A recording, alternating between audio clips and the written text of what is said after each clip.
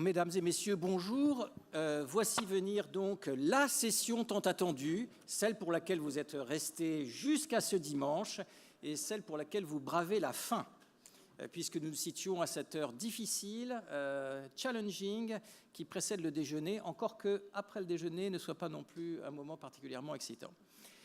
Donc cette session se tiendra à la fois en français et en anglais, donc chacun parlera la langue qu'il souhaitera. Et donc nous serons très flexibles sur les modes d'expression. I would like to thank our participants. We are a large panel for this discussion. We had 1 hour and a half, but I think it's going to be much shorter, probably closer to 1 hour than 1 hour and a half. 15 minutes.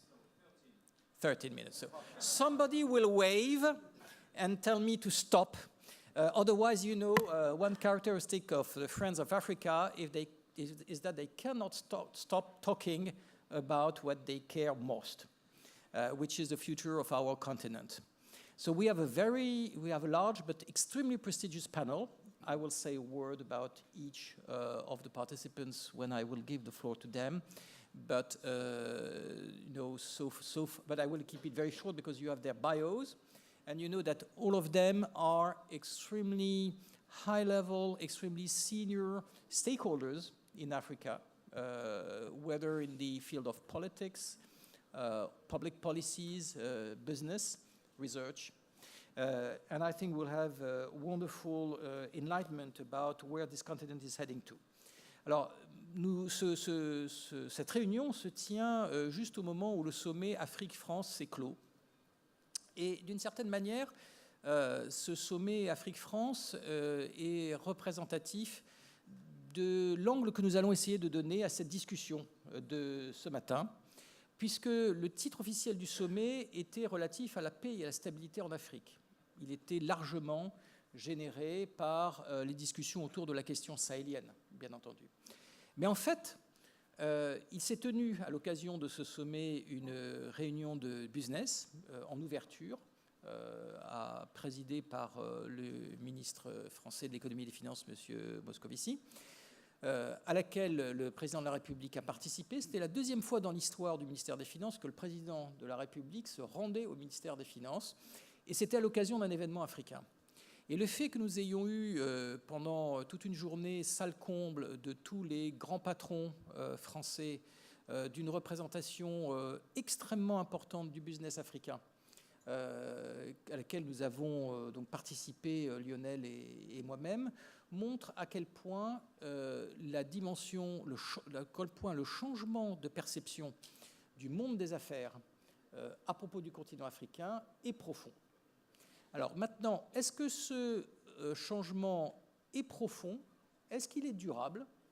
Est-ce que nous pouvons longtemps vivre dans une situation où on discute la veille au soir entre businessmen et ministres des Finances de taux de croissance vertigineux et où nous discutons le lendemain entre chefs d'État de la résolution de conflits armés qui semble se perpétuer ou se multiplier? On va en débattre. C'est toute la question. Et notre table ronde est exactement autour de ce sujet, ce panel est exactement autour de ce sujet.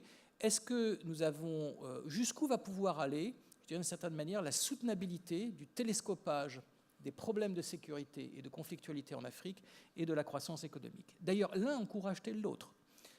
Peut-on dire même que la croissance économique, jusqu'à un certain point, est un facteur de création d'instabilité ou corrige-t-elle les trajectoires de conflictualité? Donc, je vais vous proposer de débattre de ce sujet et pour rentrer un pas en avant, je vais peut-être parler de ma propre expérience personnelle puisque j'ai l'impression de vivre, je dirais, de manière éveillée dans ce rêve africain. Je dirige une firme qui investit dans des PME. Nous sommes aujourd'hui investis dans une 50aine de sociétés en Afrique.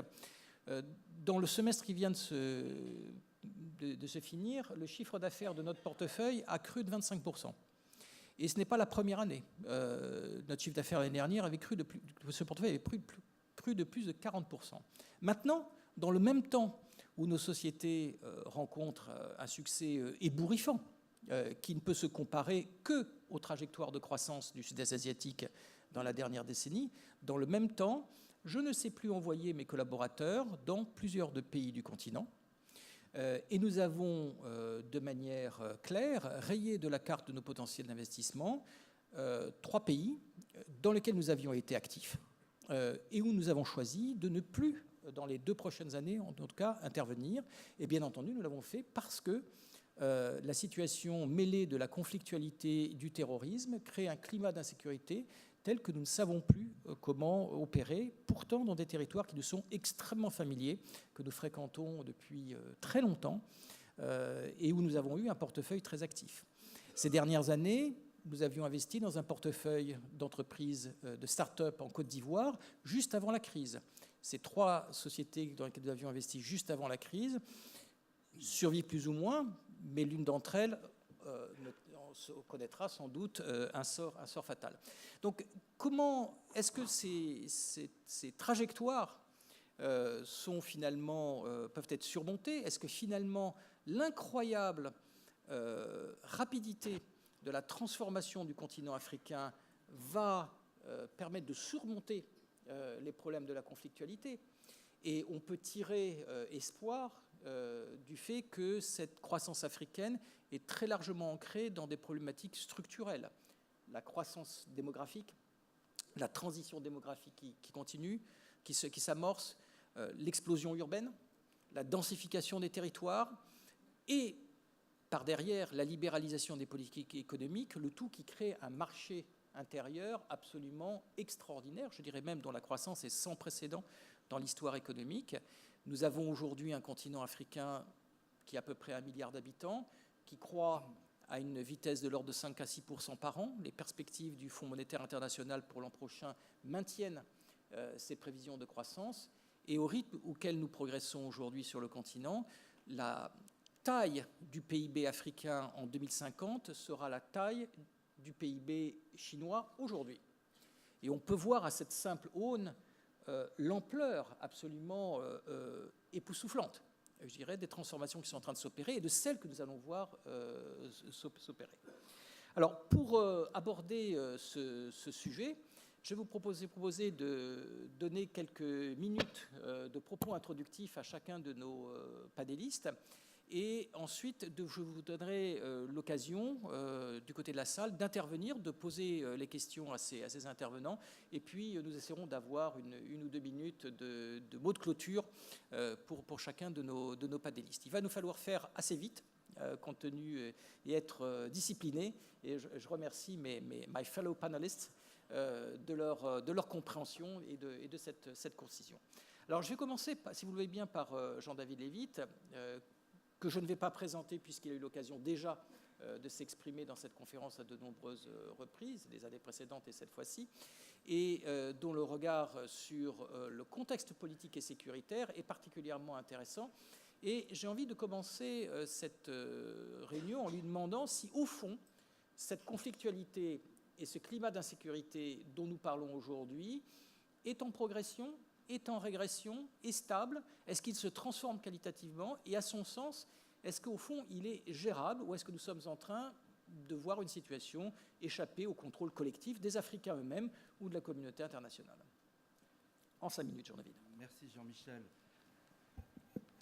Moi, je suis résolument optimiste et on a tous le nez dans 2 conflits, le Mali et la RCA, qui occupent le devant de l'actualité.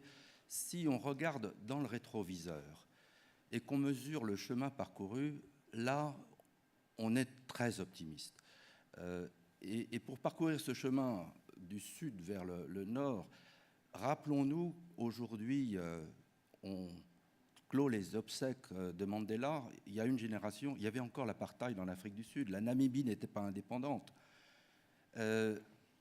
Après les décolonisations ratées du Portugal, des guerres civiles atroces ont martyrisé les peuples du Mozambique et de l'Angola. Et c'est il y a 10 ans seulement, avec l'élimination de Savimbi, que l'Angola a pu sortir d'une tragédie sans fin pour commencer un redressement très impressionnant. Et si on continue avec l'Afrique centrale, comment ne pas mentionner le génocide du Rwanda, en 1994, les massacres au Burundi, la chute de Mobutu qui a déclenché la première guerre continentale africaine avec 9 pays impliqués et probablement 3 millions de victimes de cette crise, en plus du génocide du Rwanda. Et si je regarde sur l'Afrique de l'Ouest, le Biafra naturellement, mais aussi les guerres atroces, les guerres civiles de la Sierra Leone et du Libéria, avec ces enfants martyrisés, les mains coupées à coups de machette, etc. Et si on regarde la Corne de l'Afrique, alors pendant des décennies, ça a été la guerre civile au Soudan qui a débouché sur le partage du pays, la guerre civile en Éthiopie qui a débouché sur la naissance de l'Érythrée, et enfin la destruction de toutes les structures étatiques en Somalie. Donc je rappelle tout cela pour mesurer le chemin qui a été parcouru et qui est assez extraordinaire vers davantage de stabilité, l'enracinement de la démocratie aussi, avec de plus en plus d'élections, peut-être pas parfaites, mais ce sont des processus à évolution lente et chaque scrutin apporte ses progrès. Et ce qui m'a beaucoup frappé dans le dernier épisode en République démocratique du Congo, où un nouveau mouvement armé, le M23, s'est lancé dans la conquête de l'Est du pays, c'est que ça a été réglé. Et ça a été réglé avec 3 progrès très importants. Le premier, c'est que les Nations Unies, qui ont déployé la MONUSCO, une force très importante, ont créé, à l'initiative de la France, une brigade d'intervention très musclée, avec des forces très compétentes venues d'Afrique du Sud et de Tanzanie, et qui ont marqué des points sur le plan militaire. C'est nouveau. Le deuxième point nouveau, c'est que le président Obama a appelé personnellement le président Kagame en lui disant « Vous n'intervenez pas ». Alors il a dit « Mais je n'interviens pas ». Très bien, vous n'intervenez pas. C'est nouveau. Et le troisième élément qui est nouveau, c'est la reconstruction de l'armée de la République démocratique du Congo, qui enfin, équipée, dirigée, a pu mener les combats en accompagnement de la force onusienne. Et donc on voit que même dans ce pays-là, il y a des progrès lents mais continus. Et donc si on regarde aujourd'hui ce qui reste à faire, on a la bande sahélienne de Nouakchott à Mogadiscio. Et comme tu le disais, Jean-Michel, là, c'est l'enracinement d'un phénomène nouveau qui est le terrorisme islamiste, avec les conséquences que ça a sur la sécurité. Et donc, il fallait intervenir au Mali, on l'a fait, mais il y a un long chemin à parcourir. Et puis, on mesure en Somalie à quel point l'effondrement des structures étatiques débouche sur un parcours encore plus difficile, encore plus long, qui est la reconstruction pas à pas d'un État digne de ce nom. Et le deuxième conflit, c'est justement la menace de destruction de ce qui restait des structures de l'État en République centrafricaine. Donc là encore, la France, devant l'urgence, avait raison d'agir, mais il faut qu'elle soit accompagnée. Et je pense que du sommet de l'Élysée, que tu mentionnais, Jean-Michel, au sommet de la semaine prochaine de l'Union européenne, il y a une dynamique. À l'origine de cette dynamique, et c'est un autre point très positif, il y a la volonté de l'Union africaine d'assumer par elle-même les responsabilités qui reviennent aux Africains dans le domaine de la sécurité. Cette volonté africaine, il faut que l'Europe, et c'est l'objet du sommet de la semaine prochaine, l'aide à les assumer.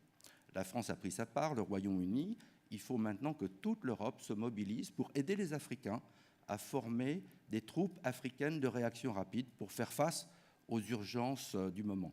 Et tout cela, c'est le troisième pilier sous l'égide des Nations Unies, avec un Conseil de sécurité qui réagit mieux, avec des troupes onusiennes, des casques bleus mieux formés, en appui aux troupes africaines. Donc je pense qu'un long chemin a été parcouru. On est devant des défis nouveaux, en effet, dans la bande sahélienne. On a bien fait de les relever, parce que sinon c'était l'Europe et au-delà tout le monde occidental qui était sous la menace du terrorisme islamique d'origine sahélienne. Mais il faut reconstruire l'État malien, reconstruire l'armée malienne. Là encore, ça prendra du temps. Merci. Donc une vision optimiste, hein, finalement, Jean-David, qui insiste sur à la fois, certes, des nouveautés dans la dynamique de la sécurité, mais aussi des améliorations importantes, et puis surtout un message important autour de la capacité de l'Union africaine et des Nations unies à traiter cette conflictualité. Alors, now I'm going to ask Mo Ibrahim whether he shares this rather optimistic vision of how the political and security dimensions are going to be handled by the international community and the Africans. And it's the opportunity for me to get a free piece of consulting from a man who has been an extraordinarily successful investor in Africa and is now dedicating his second life, or one of his second lives, to the analysis and the promotion of good governance in Africa from a very African and international perspective at the same time. So, Mo, basically, given this balance of very positive news in the macro environment, and on the other hand, what we see on the political and security side, would you advise anybody to follow you and do in the 2010s what you have done in the 1980s and 1990s in Africa? Is the landscape the same? Is it improving? And is the world who is now rushing into Africa to invest with very highs, more than 20 billion euros this year having been invested in private sector in Africa, right? Or are all those people just wrong? Are they going to fail miserably in the coming 10 years?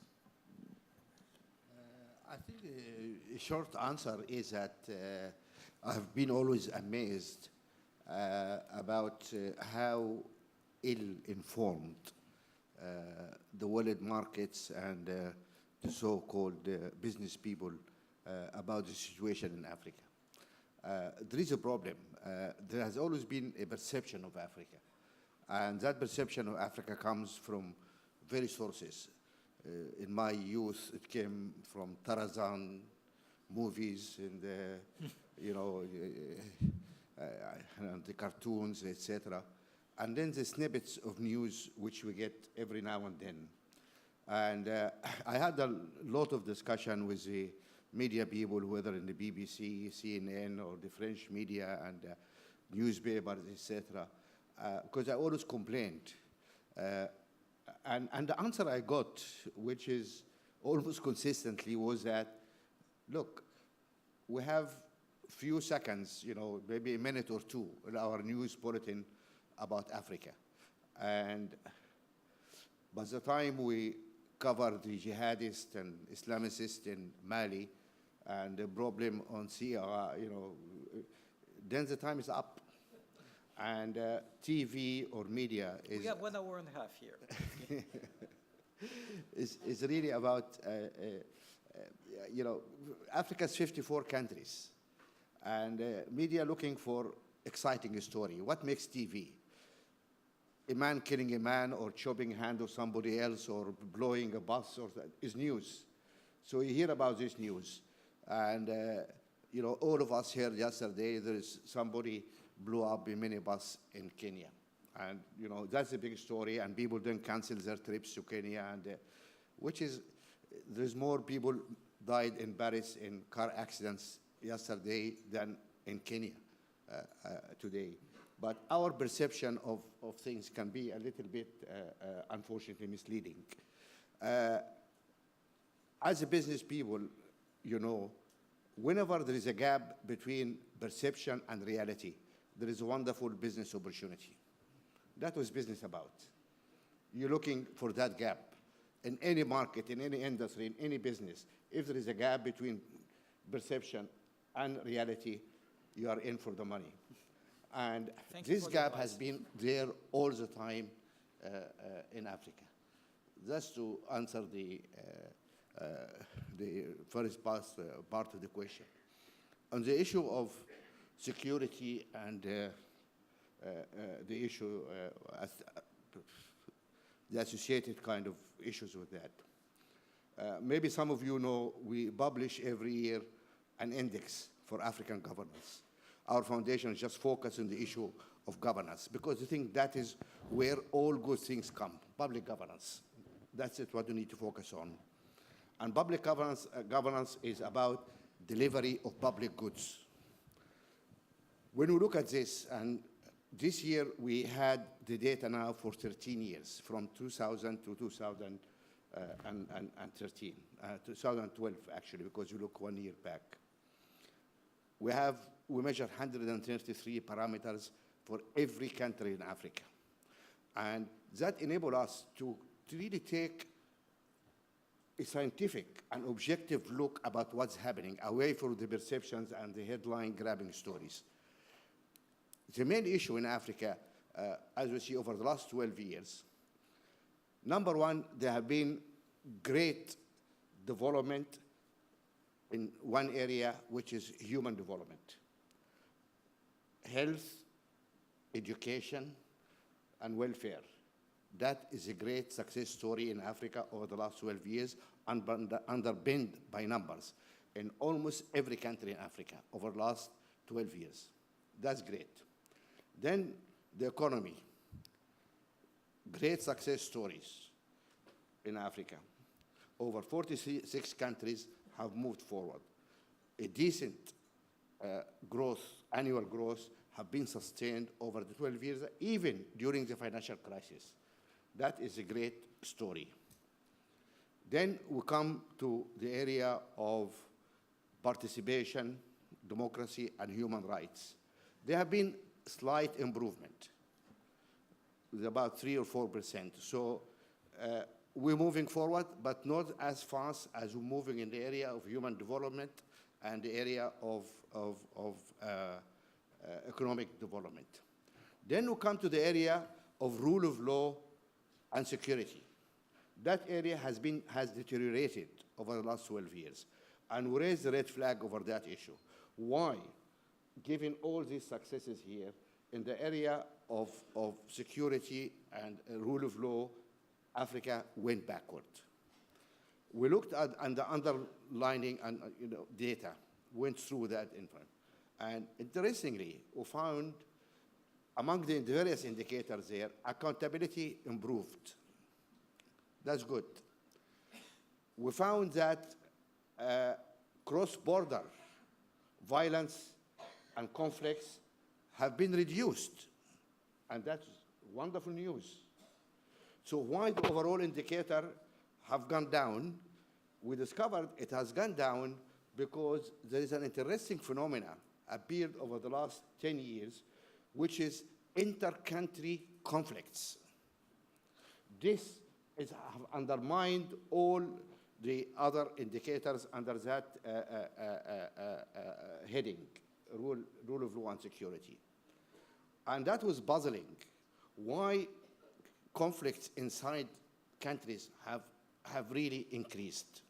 And we put this question out, supported with all the data to academics, researchers, social scientists, etc., and said, right, can people look at this data and tell us what exactly is happening in Africa? And my guess, I think, there are a number of reasons which we need to look closely at. One is marginalization of certain groups, whether along ethnic lines, religious lines, or rural versus urban. Any marginalization is causing stress in the fabric of society, and that's an issue of governance, actually. Then, second possible reason is the rise in inequality.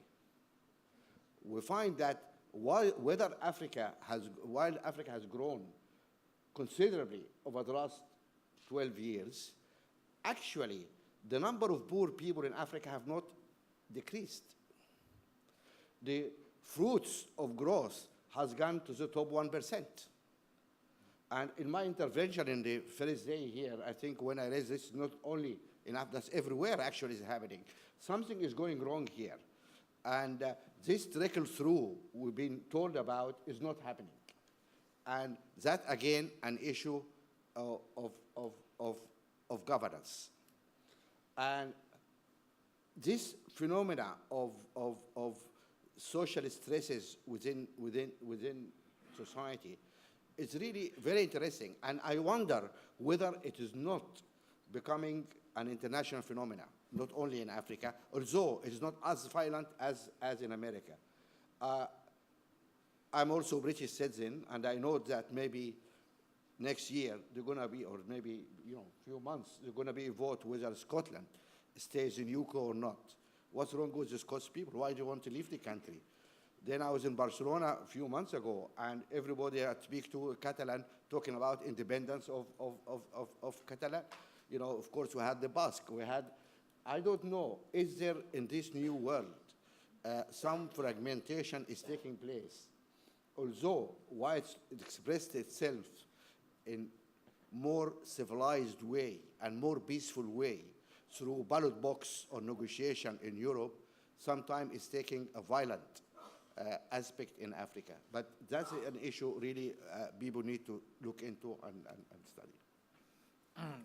Thank you very much, Mo. And just to stress one of the points that you made, if you project numbers by 2050, for instance, in Africa, when you look at the number of people who will be living below $1.20 per day per person, which is the bottom poverty line, even with 5% average growth between now and 2015, and even without any change in the distribution of revenues, there will be more people living below that line in 30 years, 25 years ahead of us, because of the extraordinarily important demographic growth that the continent is facing, which means that the continent is probably facing huge social inequality policy challenges, and probably more difficult challenges than other continents and other places in the world.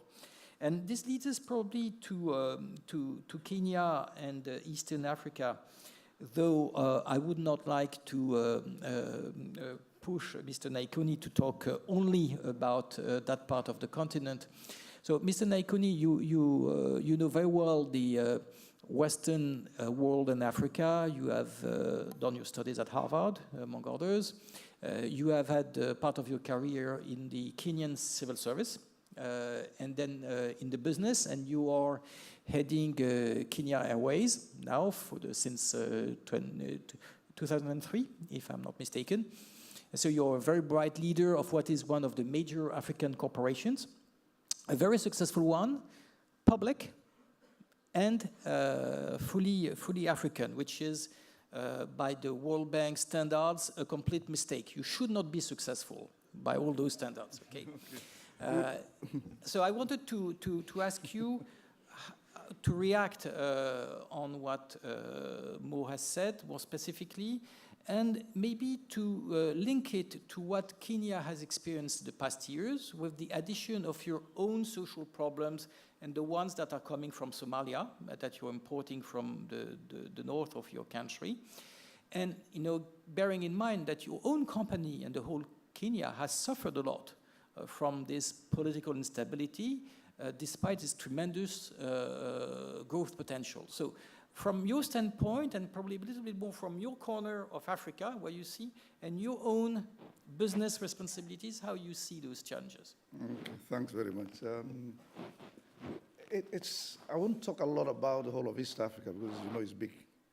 But let me pick on from where Mo has left, and I totally agree with what Mo has said, and pick on two countries. One, the driver of East Africa, and that is Kenya, where I come from, and Somalia, and just see how historical actions by people who are in positions have created some of the external issues and internal issues. 50 years ago, when Kenya got independence, there were Somalis who were living in Kenya, and even now. And those Somalis decided that they wanted to secede and go and join Somalia. But the Kenya government didn't allow it, and they put in a military incursion into the area, which was very bloody. And from then on, the then government did not put any resources anymore into northern Kenya. And therefore, the Somalis from Kenya who are living in Kenya, of course, over years, got discriminated against in terms of wealth distribution and so forth. And if you go into that area right now, you don't find a single tarmac road linking Kenya to Somalia. Then, by coincidence, in around in the early 60s, Siad Barre, who was the leader of Somalia, got overthrown, and of course, chaos started in Somalia.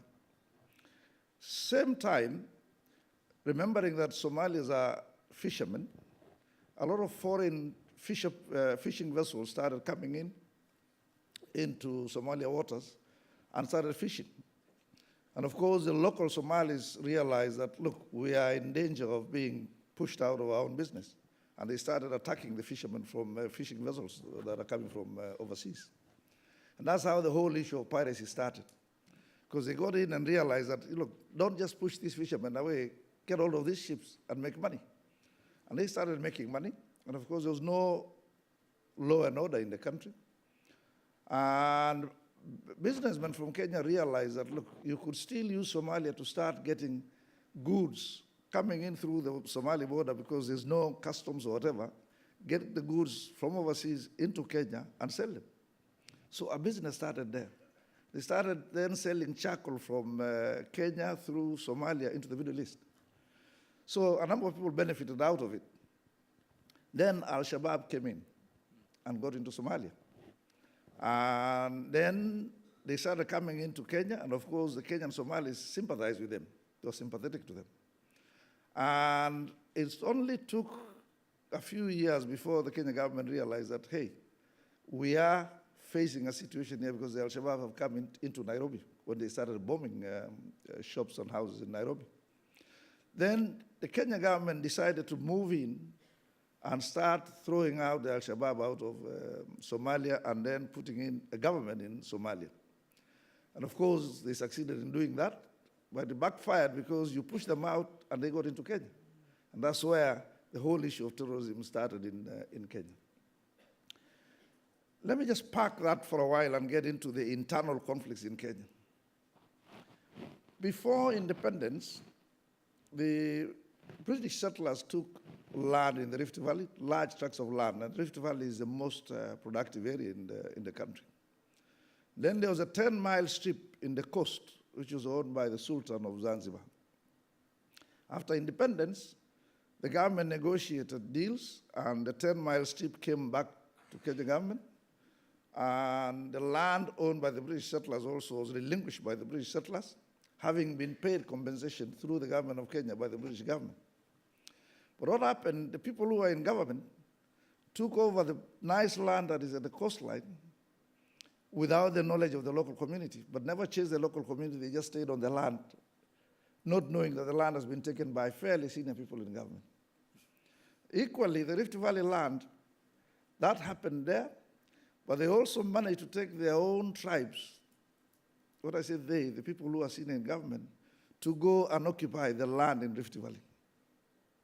Of course, the local communities didn't know what was going on, but as time went on, of course, their children grew up, and their sizes became bigger. So when they got into electioneering, they started becoming a threat to the local politicians. So the local politicians then came out to start instigating the local communities to throw out the people who have come in from other areas and occupy the land under the pretext that it is our land we want. But of course, the politicians are interested in making sure that they don't get those votes going into the opposition. And that's how the local clashes started, both in the coast and the Rift Valley. So if you then look at, say, the way forward, in my view, one, the Kenya government has got to make sure that it puts in resources equitably into northern Kenya. If you don't do that, there's no way you're going to solve the problem. Second, in as far as Somalia is concerned, Ethiopia and Kenya need not only to go into Somalia militarily, but to try and do as much as they can to help develop the human capacity to govern that country. Because if you don't have a stable Somalia, you will not have a stable Kenya. Now, when you get into the whole issue of land and land distribution in Kenya, sometimes the Western justice system doesn't work. And I'll give you an example. In my community, when you steal a cow from me, I expect if I get you, there is a punishment that you get of paying me 7 or 9 cows. But if the matter goes into the police and you're taken to court, you are fined or jailed. I lose the cow, but the government gets the money or the labor, the cheap labor in terms of a prisoner. So when you come out, I still feel aggrieved.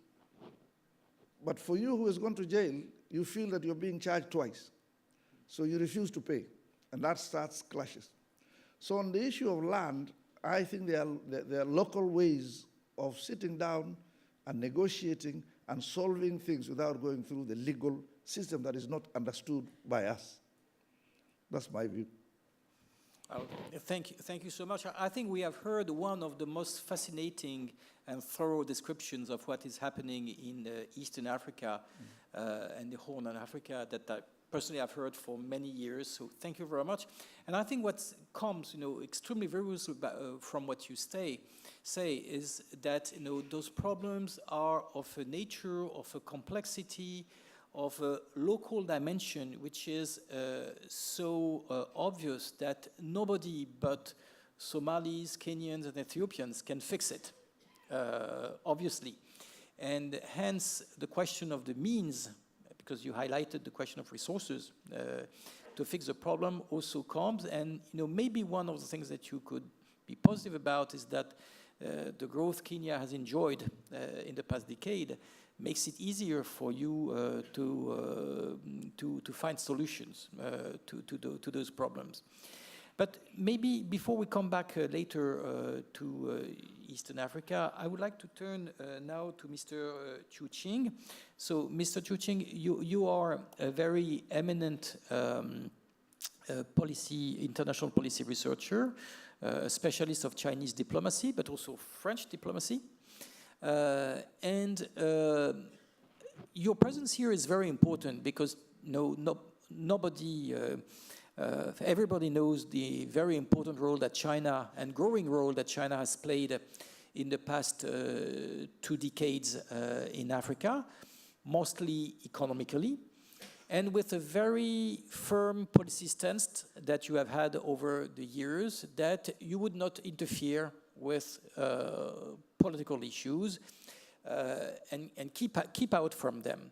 Now, given what is your growing importance all over the continent, one wants to put you the question whether this position is sustainable and whether you are not anyway dragged into all the dimensions of foreign and local policies, and if it is not going to be indispensable for your own presence, and in that case, how would Chinese policy change with the continent? Yes, China attaches a very big importance to the principle of non-interference in domestic affairs of African countries. It is one of the basic principles of UN Charter. It is also a fundamental philosophy of China's foreign policy because China issued these principles with Indian Prime Minister in 1954 in a joint statement, a 5 principle called in Indian language, principle of Panchashila. So one of the 5 principles is non-interference in domestic affairs of each other. You can find these principles in almost statement between China and every foreign country at the moment of the establishment of the diplomatic tie. So why China attaches so big importance to this principle? From historical perspective, China suffered a lot in history, in its modern history, of the foreign interference. And every of this foreign interference had a very negative consequences on China's society.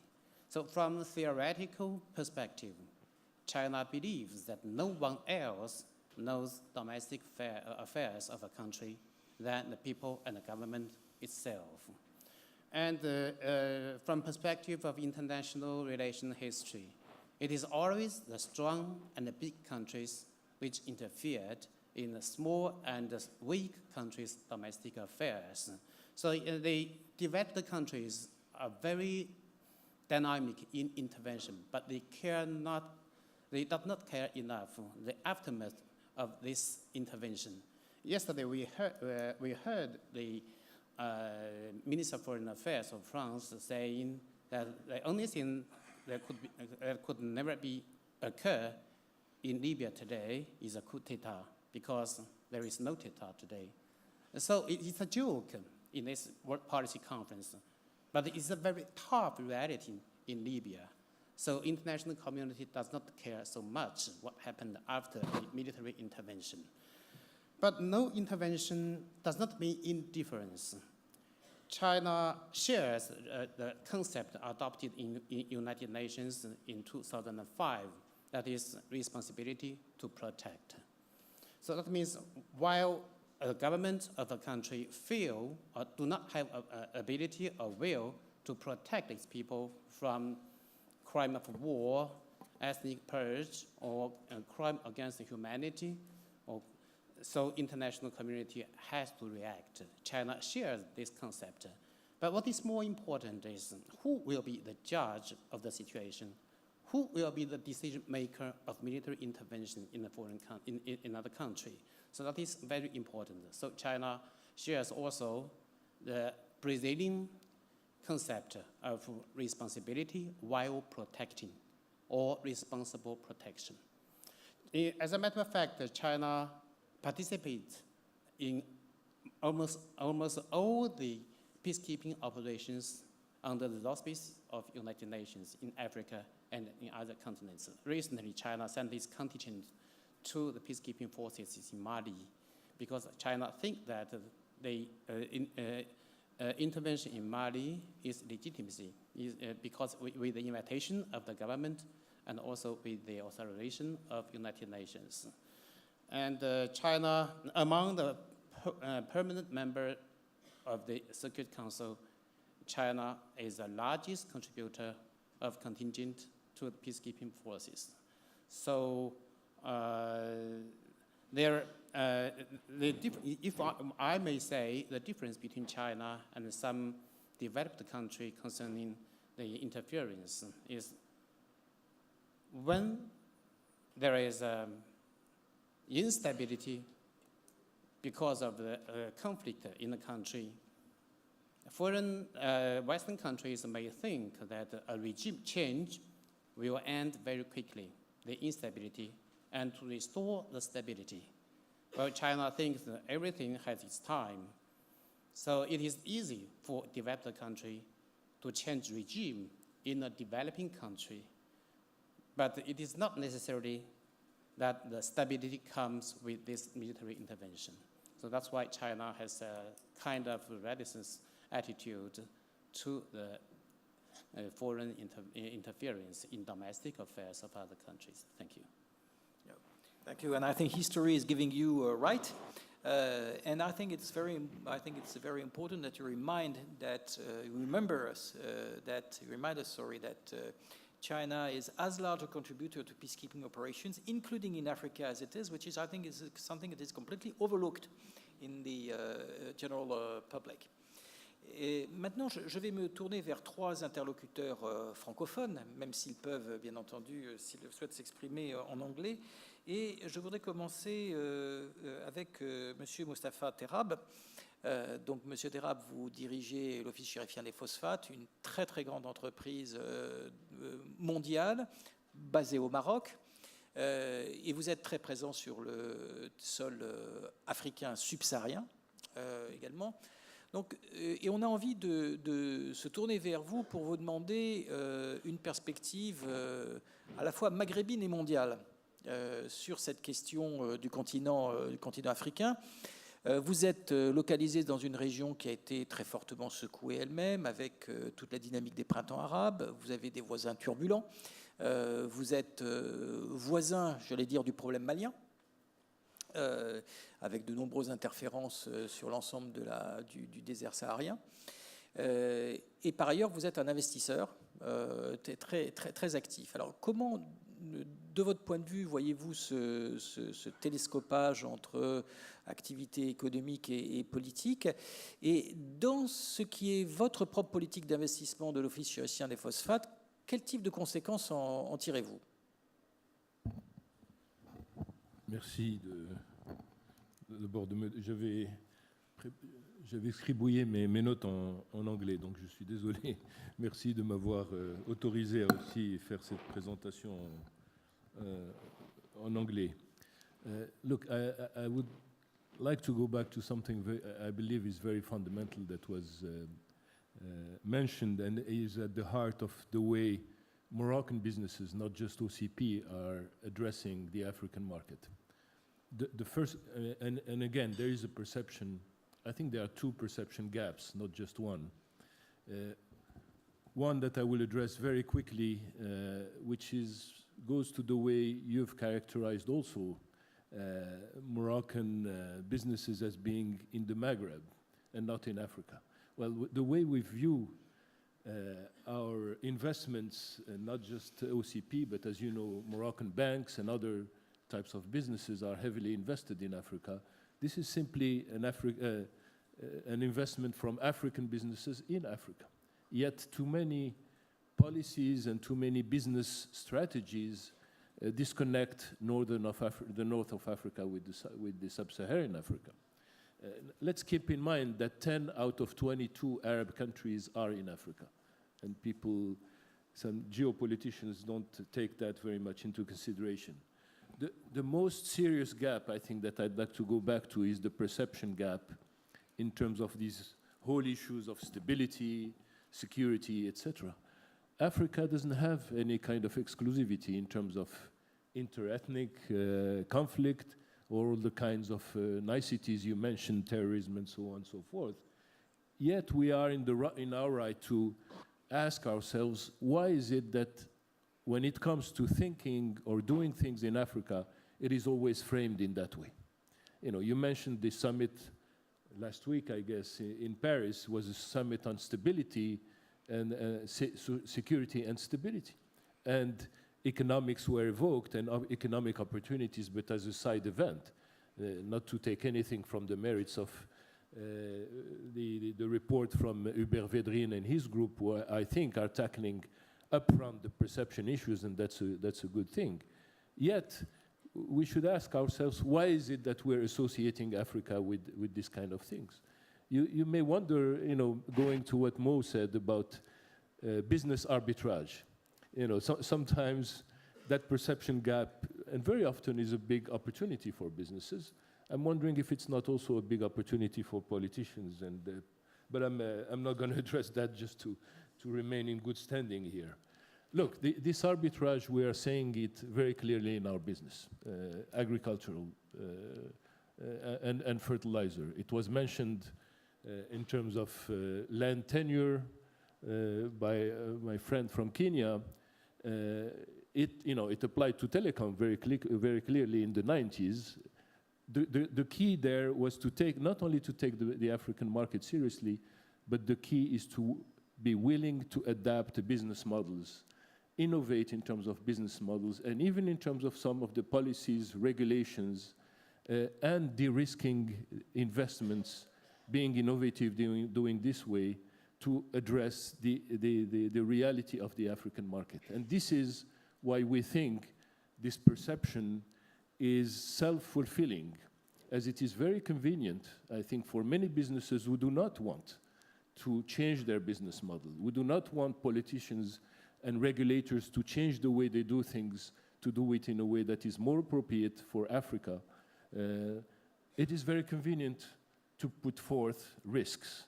The risks in Africa are no bigger than the risks in any other continent or any other country. We are we have to wonder, why are we making such a big thing about it? And I think the arbitrage is all over the place. Merci beaucoup, Monsieur Terrab. Et du coup, ceci m'amène peut-être à changer un petit peu de perspective avec nos deux derniers intervenants, puisque nous avons la chance d'avoir aussi avec nous deux personnalités d'origine africaine et qui toutes les deux ont des responsabilités extrêmement importantes au cœur du capitalisme occidental, l'une en Grande-Bretagne, l'autre en France. Et pour commencer avec Monsieur Tidjane Thiam, qui est donc d'origine ivoirienne, mais qui est aujourd'hui professionnellement le patron, après une carrière notamment ministérielle en Côte d'Ivoire, et le patron de Prudential, est basé à Londres. De ce point de vue, on a envie de vous orienter vers deux questions.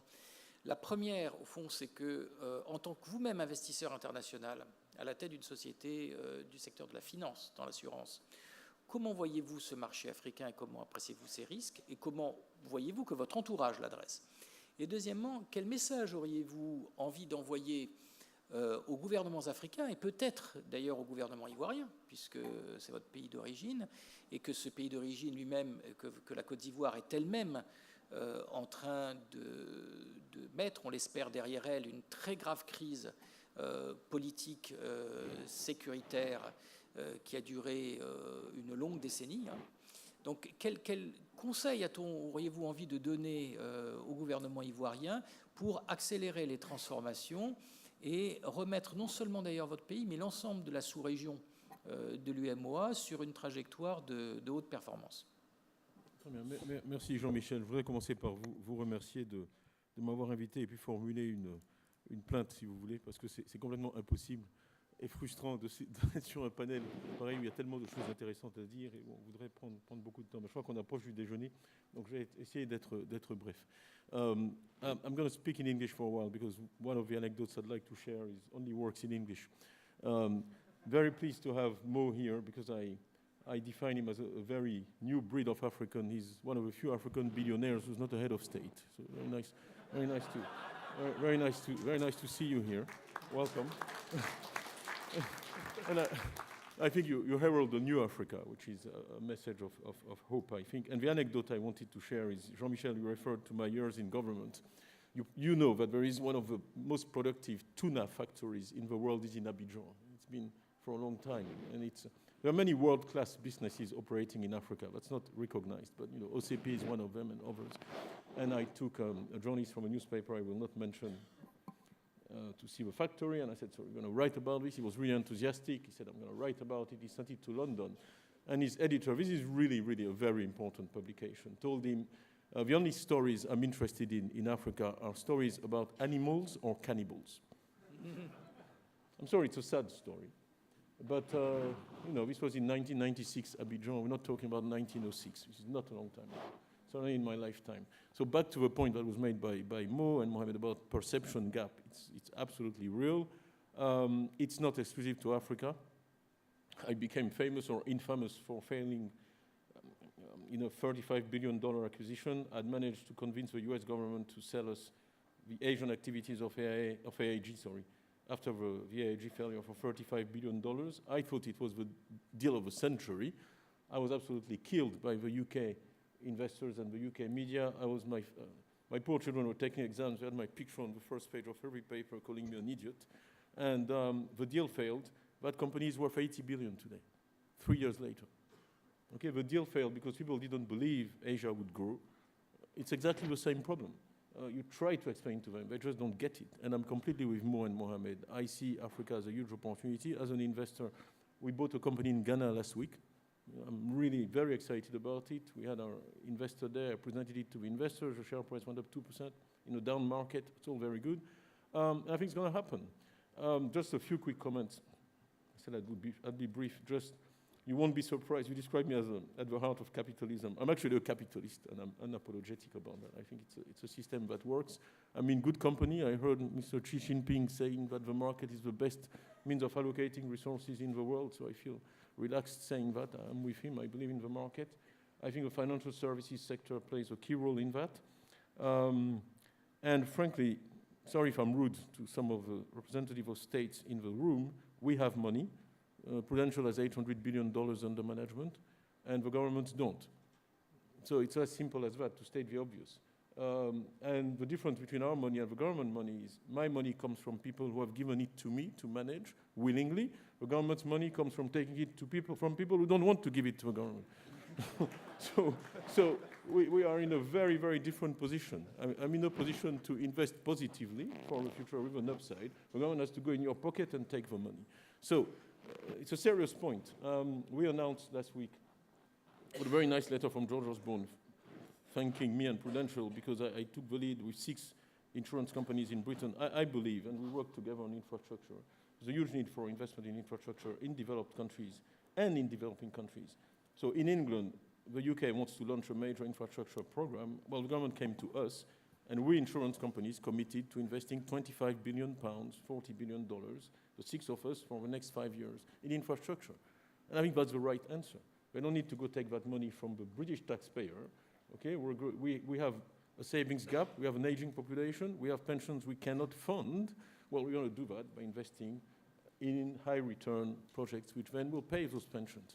And well, financial services, you cannot have growth, and that's something Asia really understands. If you take the national plan of Malaysia, they have a life insurance penetration goal by 2020. They want to take it from 3% of GDP to 6%, because we raise funds in local currency, we reinvest them long-term in local currency, and we are the primary provider of long-term capital to fund growth and long-term investment. Africa has a lot of savings. It's one of the places, there's a glut of savings in Africa. What we don't have is the machine to turn those savings into productive investment in the economy. So that is why it's important to have a life insurance industry in Africa. The reason why our companies are big in the West is because we did that in the 19th century. We funded the railroads in America, we funded the infrastructure, we funded the subway in London. The infrastructure would not have been built without a machine to collect those savings and then reinvest them. So the deepening of the financial services sector I see as an absolute priority. And my last comment will be on confidence, back to the perception gap. I find it extraordinary. Last year, I bought a business in Thailand for $540 million. You know there is a crisis in Thailand. I did not get a single question from my board. Okay, we had a board meeting Thursday.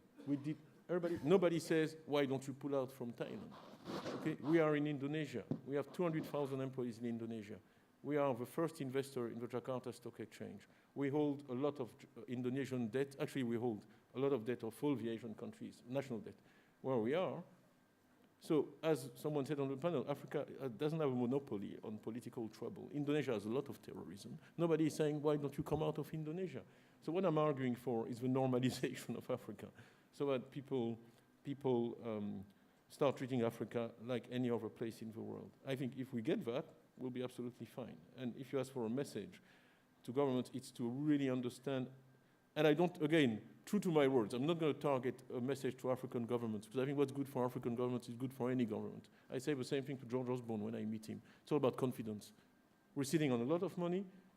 Capital is risk averse. We only put it in a place if we're confident. And that's a very, how can I say this, delicate, intangible, very hard to define, very easy to lose, very hard to gain. Okay? So it's really, I always tell governments, every time you think of a reform, think about the upsides and downsides of either doing it or not doing it. And before you change anything, think twice.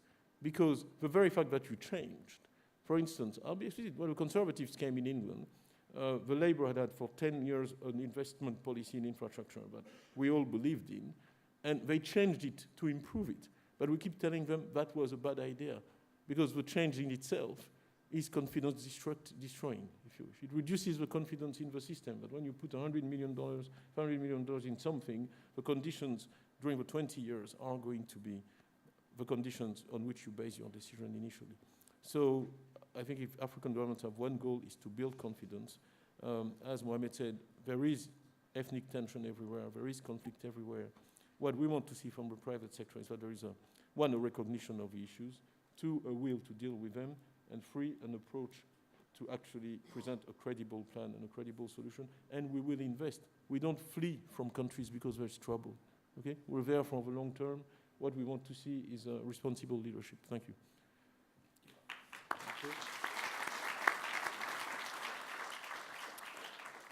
Merci beaucoup, et puis d'avoir mis particulièrement l'accent sur cette question à nouveau de la perception. Et l'exemple avec la Thaïlande est extrêmement frappant, je crois, pour tout le monde. Et donc je voudrais achever, last but not least, et combien ce tour de table avec Monsieur Lionel Zinsou. Alors, Monsieur Zinsou, vous êtes à la tête d'un des plus grands fonds d'investissement européens, PAI. Vous vous plaisez d'ailleurs à dire que même si vous n'êtes pas directement investisseur dans des sociétés africaines, les sociétés européennes dans lesquelles vous avez investi sont parmi les très gros employeurs du continent africain. citez des chiffres souvent impressionnants.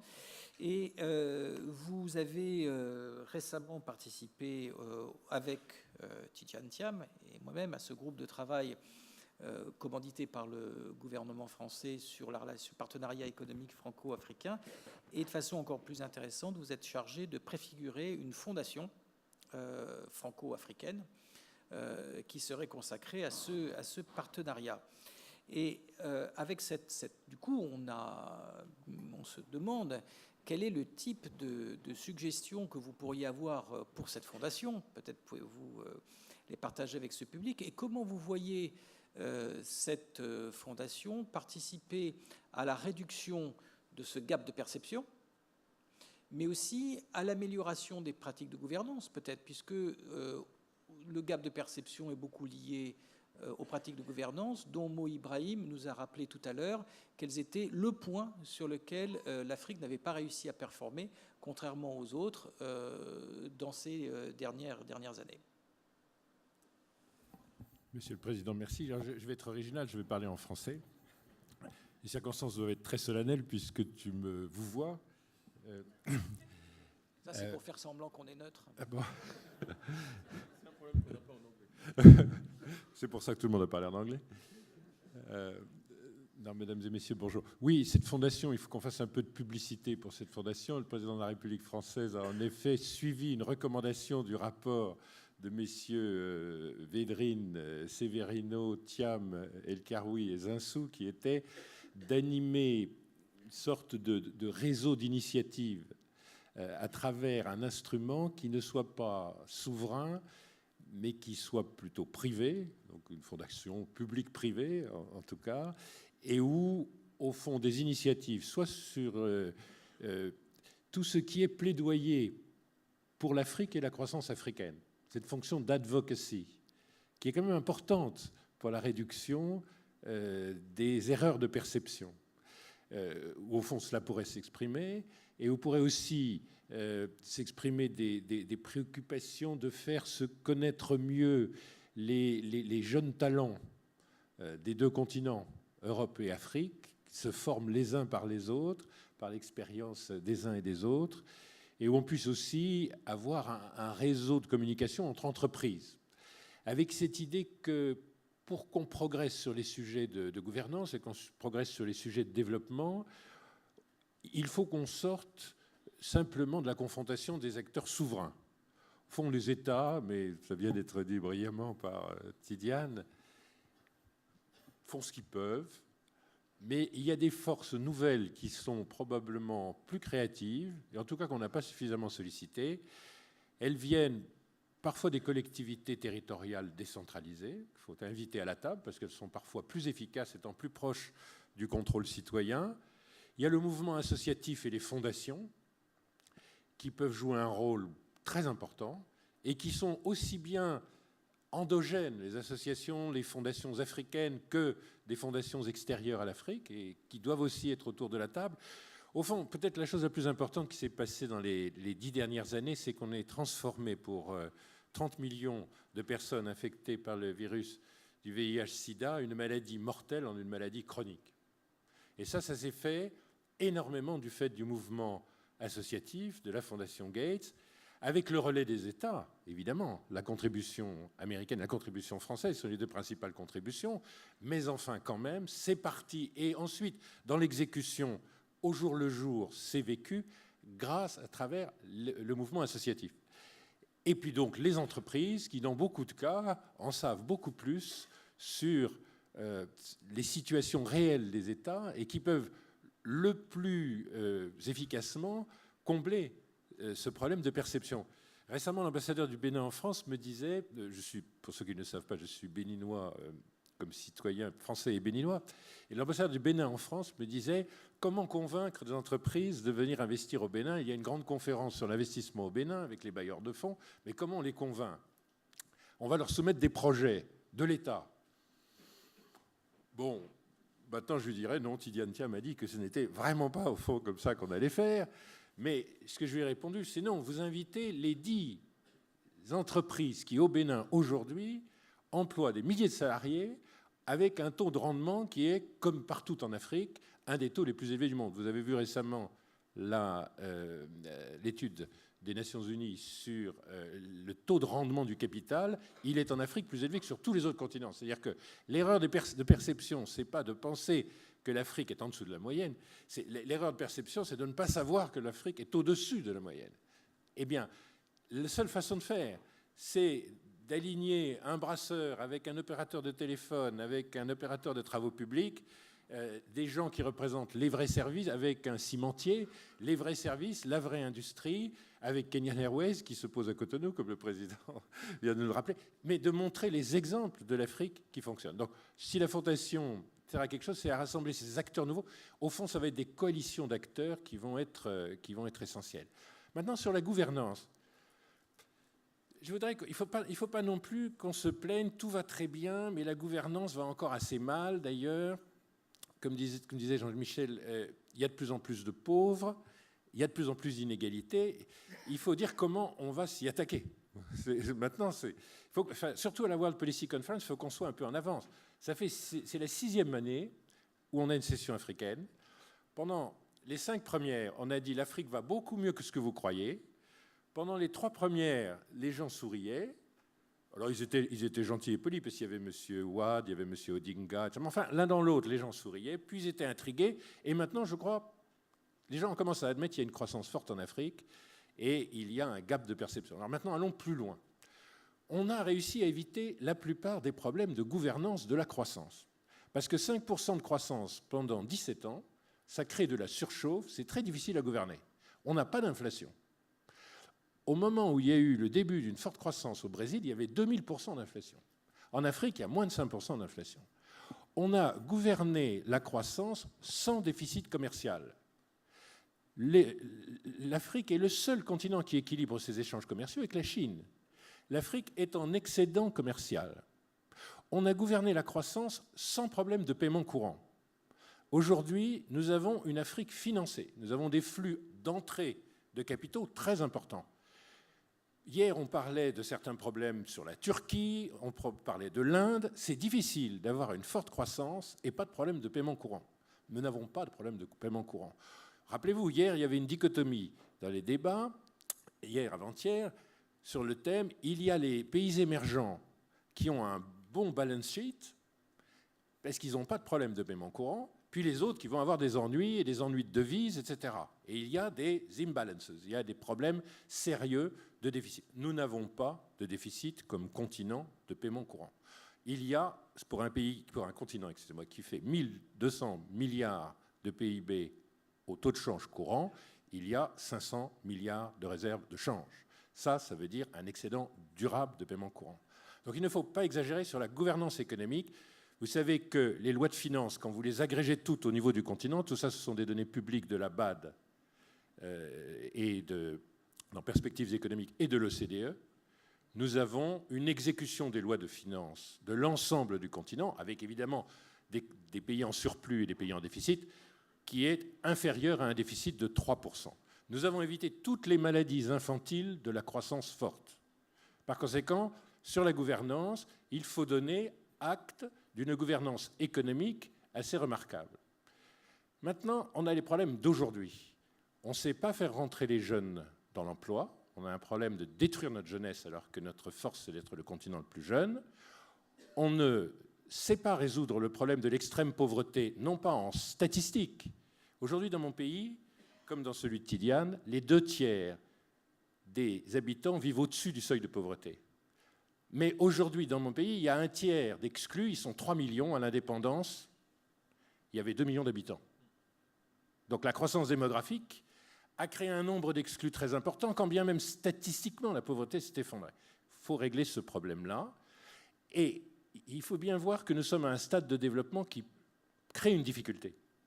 Pour faire rentrer les jeunes dans l'emploi et pour réduire le nombre des pauvres, qui revient aussi à distribuer du revenu à travers l'emploi. Nous avons un problème. Notre croissance, c'est la croissance la moins inclusive en emploi du monde entier. Pourquoi ? Parce qu'on a besoin d'investir dans ce qui est le plus intensif en capital, qui s'appelle l'agriculture, qui s'appelle l'énergie, qui s'appelle l'eau, et là, et certaines infrastructures qui produisent énormément d'externalités positives, mais qui ont un modèle économique dans lequel il faut, sans provoquer de revenus, dépenser beaucoup en capital. Pour chaque milliard qu'on investit en Afrique par rapport à l'Europe, on crée 5 fois moins d'emplois. Il faut cesser de dire « l'Afrique se gouverne mal, elle ne sait pas qu'elle a un problème avec ses jeunes ». Les jeunes, on en voit partout. Hein. On sort dans les rues, on est assailli par la jeunesse. On n'est pas plus aveugle que les autres. On sait parfaitement qu'on a un problème de jeunesse.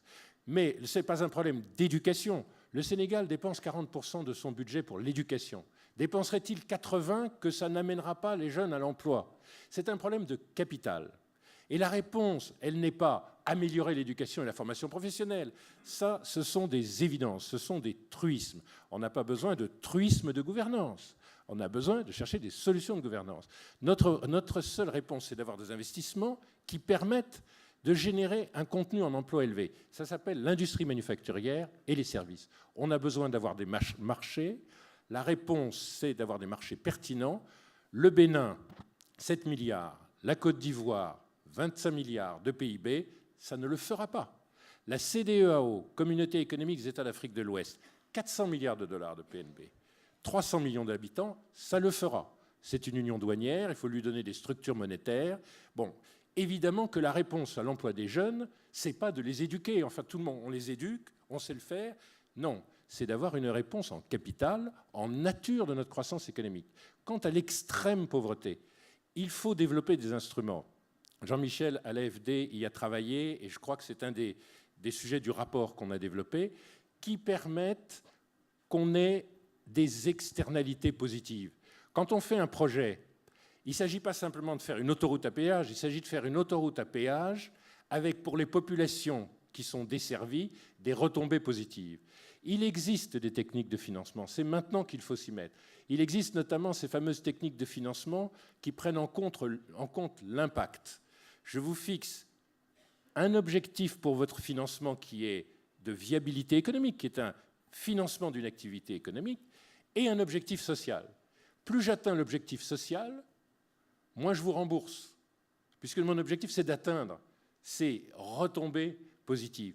Et il y a dans le monde des gens qui sont prêts à acheter ces externalités positives. Le problème, quand vous faites une route dans une province où il n'y a rien, c'est que cette route ne trouvera jamais une justification économique. Et elle trouvera une justification sociale considérable.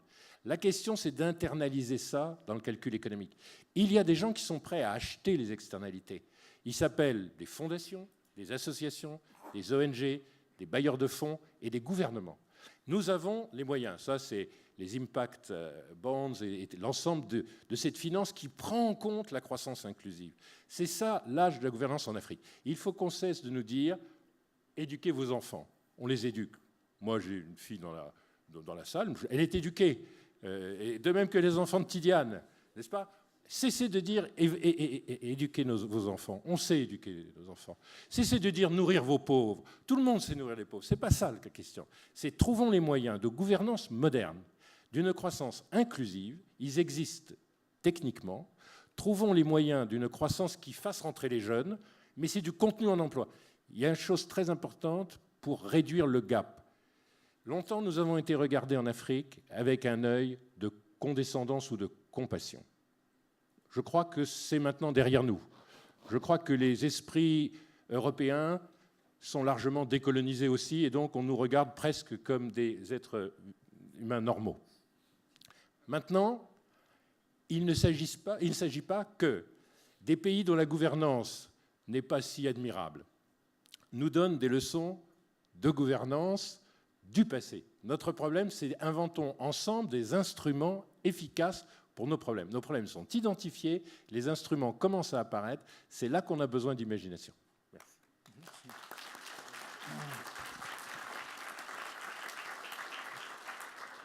Merci Lionel d'avoir notamment fait l'éloge de l'Impact Investment. Pour ça, tu mérites que je recommence à tutoyer en public. Je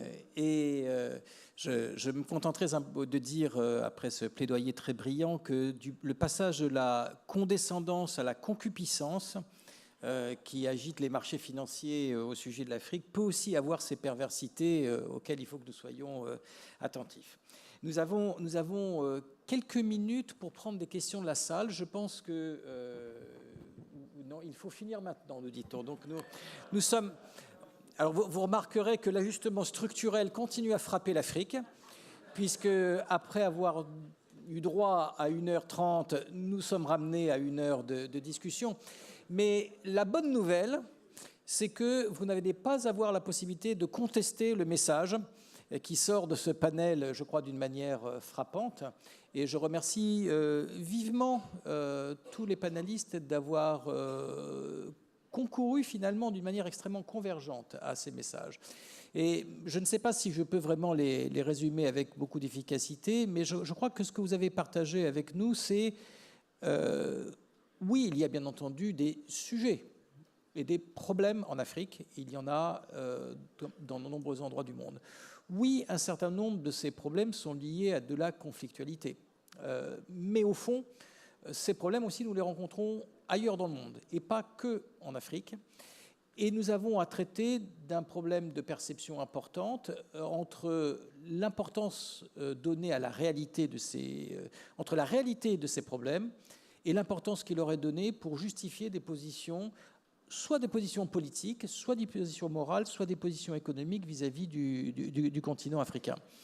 Et je crois que ce qui sort de ce panel, et je crois qu'il était intéressant de vérifier après notre dernière conversation qui date de l'année dernière, c'est que oui, le continent africain continue à approfondir sa trajectoire de performance, elle l'accroît même, et non les événements politiques extrêmement visibles auxquels nous avons assisté depuis 1 an, pour être réels, ne font pas dérailler cette trajectoire et ne doivent pas nous faire dériver de la transformation des regards que nous avons commencé à opérer au sein de cette conférence depuis maintenant 6 ans, puisque dès le début de la WPF, nous avons eu cette discussion africaine.